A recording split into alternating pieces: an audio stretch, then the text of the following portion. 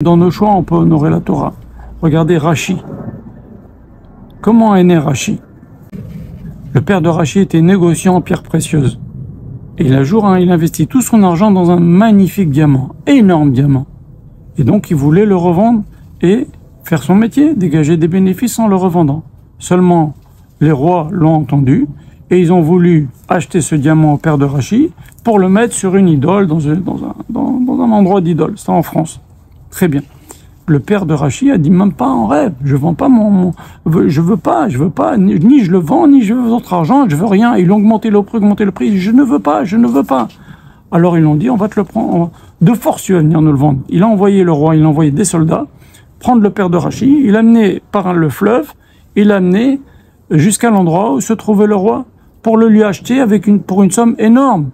Qu'est-ce qu'il a fait le père de Rashi? Donc il avait son diamant, il a dit aux soldats qui le gardaient, qui l'ont amené de force pour le vendre. Il a dit, attendez, je vais voir mon diamant.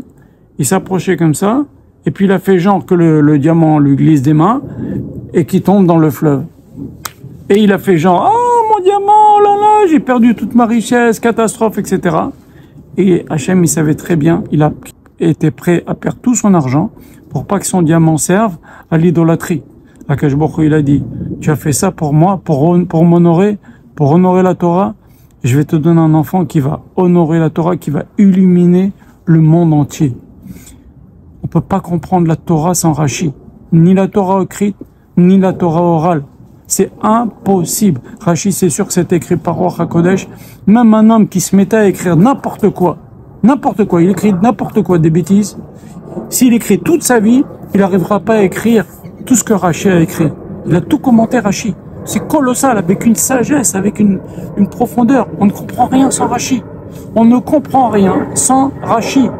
Et il a eu la force, Rashi, de faire une explication dans le Chumash qui est compréhensible par un enfant, on l'apprend petits-enfants de 6 ou 7 ans, comme un grand Mekoubal, il va trouver des secrets de Kabbalah dans Rashi. Ça, c'est quoi? C'est grâce à l'honneur de la Torah de son père. Donc il faut honorer la Torah, on va danser, on va honorer la Torah, Bezrat Hashem, Hashmini Atzeret, Simchat Torah.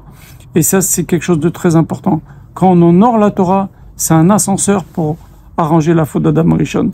Il y a toutes les mitzvot, tous les efforts que l'on fait, c'est l'escalier, mais pour arranger la faute d'Adam Rishon encore plus vite, chacun à son niveau, c'est en honorant la Torah. Qu'Hachem vous bénisse.